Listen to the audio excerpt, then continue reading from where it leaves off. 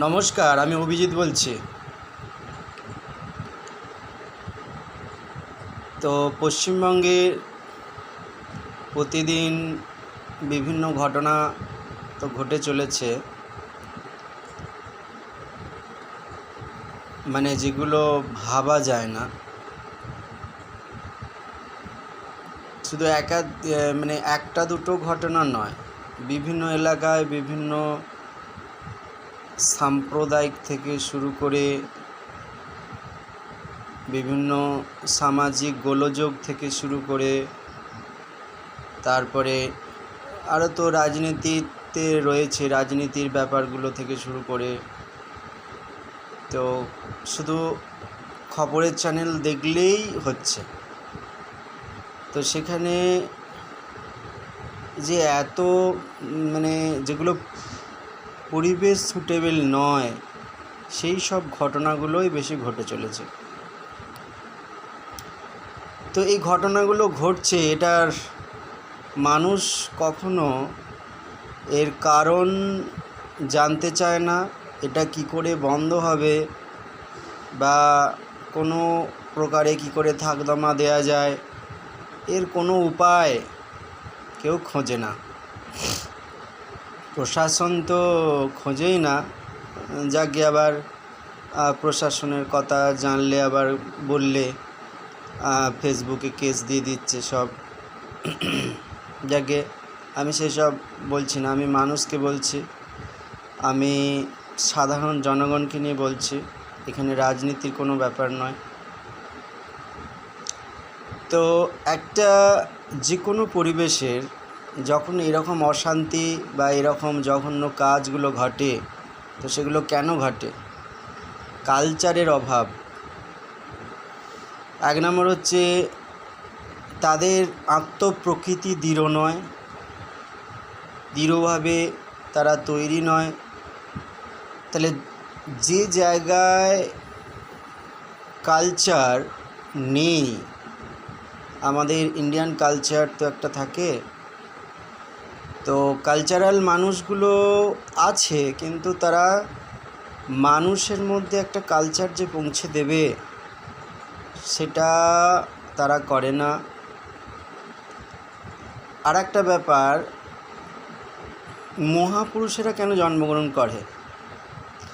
মহাপুরুষেরা জন্মগ্রহণ করে তাদের যে বাণী, দেবতুল্য যে বাণী, সেই বাণীগুলো প্রত্যেকটা মানুষের কাছে যখন যাবে, সেই মানুষের মধ্যে একটা জাগরণের সৃষ্টি হবে। তো তাহলে জাগরণের যদি সৃষ্টি হয়, তাহলে সেই কাজটা, যে কোনো কাজই তারা যখন জঘন্য কাজ করবে, অন্তত আমার তো মনে হয় 50% তারা পিছিয়ে আসবে। কেননা তারা জানে সেই মহাপুরুষের বাণীগুলো, 50% তারা পিছিয়ে আসবে। কিন্তু এখন কথা হচ্ছে, অনেকেই যারা কাজগুলো করে বসে, এক নাম হচ্ছে স্কুলে চলে যায়, স্কুলে গিয়ে ছোটোদের কথা বলছে আর কি, ছোটোবেলা থেকে স্কুলে চলে যায়, তার কোনো গাইডেন্স নেই, তার কোনো আদর্শ নেই, কোনো আদর্শ জানেই না তারা। স্কুলের টিচাররা কোনো রকমে তাদেরকে ওই পড়িয়ে পাড়িয়ে একটুখানি করে দেখিয়ে ভাত খাইয়ে ঘর পাঠিয়ে দেয়। তারপরে যার বড় হলো, হাই স্কুলে গেল, হাই স্কুল থেকে তারা বাথরুমে গিয়ে বিড়ি সিগারেট খেয়ে এটা সেটা টোন টিটকিরি করে বড় হলো, টুকলি করে পাস করে বেরিয়ে গেল।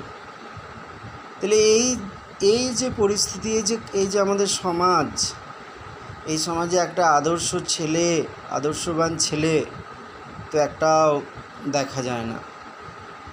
তাহলে ওই ছেলেটা কি করবে? ওই ছেলেটা কোনো ভালো কাজ করবে না, যখন কোনো একটা খারাপ কাজ করতে গিয়ে সে একটু পিছুটান মেরে পিছিয়ে আসবে যে না, এটা আমি করব না, এটা করাটা ঠিক না। তার মানেটা সে তো জানেই না কোনটা ঠিক কোনটা বেঠিক। তাহলে এইভাবে সমাজ চলছে। তো আমি আমার এই ভিডিওটা করার উদ্দেশ্য হচ্ছে, এইভাবে সমাজ যদি চলতে থাকে তাহলে কিন্তু এটা একটা ধ্বংসের রূপ নিচ্ছে। মানে ধ্বংসের এই যে রূপটা নিচ্ছে, এটা খুব তাড়াতাড়িভাবে ফলটা পাওয়া যাবে এবং পাওয়া যাচ্ছে।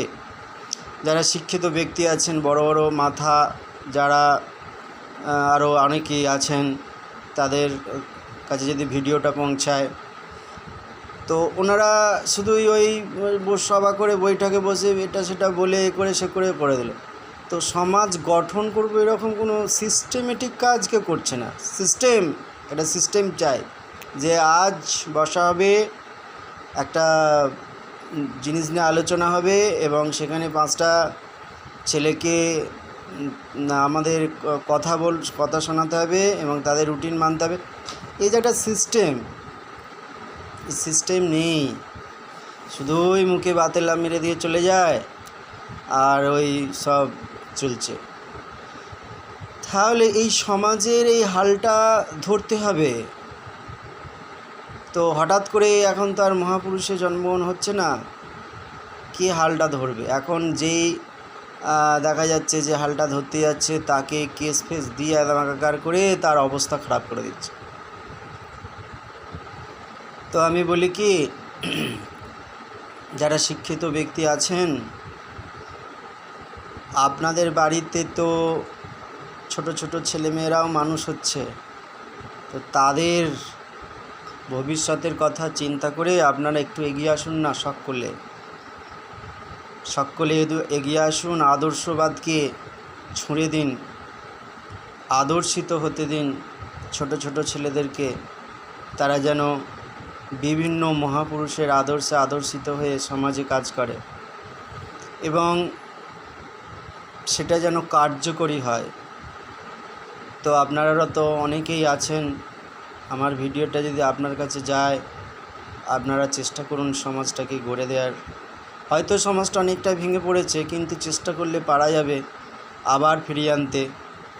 আমরা যদি এই যে ভারত সেবাশ্রম, ওনারা তো আপ্রাণ চেষ্টা করছেন। তারপরে তো আরও কিছু সংস্থা আছে, আমি নাম বলছি না। তো ওনারাও চেষ্টা করছেন। তো ওনারা গরিব দুঃখীর কাছে সাহায্য নিয়ে যাচ্ছেন, সেটা ঠিকই, কিন্তু একটা জিনিস ওনারা করছেন না, সেটা আমি ছোটো মুখে বড় কথায় বলে ফেলছি। এখনও বাকি আছে যে জায়গায় আলো পৌঁছাতে হবে মানুষের মনের মধ্যে, মানুষের ব্রেনের মধ্যে। আদর্শবাদকে কিন্তু মানুষের ব্রেনের মধ্যে ঢুকিয়ে দিতে হবে। আমি সন্ন্যাসী হয়ে গেলাম, আমি বড় বড় লেকচার মেরে দিলাম, আমি হচ্ছে সবাই আমাকে পুজো করবে, গলায় মালা দিয়ে দেবে, এটা নয়। প্রত্যেকটা জায়গাতে একটা সিস্টেম থাকবে, সেই সিস্টেমে চলতে হবে এবং তাদেরকে অনুপ্রাণিত করতে হবে যে আমি যেমন আপনারাও সেরকম, আমার মধ্যে যে শক্তি আছে আপনাদের মধ্যেও সে শক্তি আছে, আপনারা জাগুন, আপনারা ঘুমিয়ে আছেন। তো আরও যে সমস্ত হাজারো যে আমাদের দৈববাণী আছে, তাদের মধ্যে পৌঁছে দিন। তাদের মধ্যে বিভিন্ন আমাদের ভারতবর্ষের যে আধ্যাত্মিকতা, সেগুলোতে তারা অনেকে ভিডিও করেন ফেসবুকে, বিভিন্ন ইউটিউবে, ভিডিওগুলোও কাজে লাগে, কিন্তু সবাই তো আর ফলো করে না। এই যে আমি ভিডিওটা করলাম, এটা যারা ফলো করবে হয়তো আমার মনের কথাটা তারা বলবে, কিন্তু এটা তো এইভাবে হয় না। তো একটা বিরাট মিশন তৈরি করে সেই সব এলাকা ভিত্তিক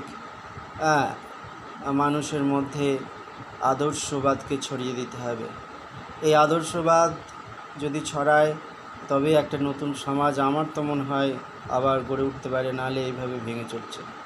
তো আমার একান্ত অনুরোধ আপনাদের কাছে যে আমাদের এই সমাজ, বিশেষ করে আমাদের এই বাংলা, পশ্চিমবঙ্গ, এখানে আদর্শবাদ ছড়িয়ে দিন। যুবকরা এখন নেশাগ্রস্ত হয়ে আছে, তাদের নেশা ভাঙিয়ে দিন, তাদের মধ্যে দৈব শক্তি জাগান। এটাই আমার বলার ছিল আজকে। নমস্কার, আপনারা ভালো থাকবেন, সুস্থ থাকবেন, পাশের যারা প্রতিবেশী আছে তাদের সঙ্গে মিলেমিশে থাকবেন এবং চেষ্টা করুন যাতে আমাদের যতটা পারেন আপনারা চেষ্টা করুন যাতে আমাদের সারা সমাজকে নতুনভাবে গড়া যায়, নিজের ভবিষ্যতে, নিজের ছেলের ভবিষ্যতের জন্য। নমস্কার, সকলেই ভালো থাকুন।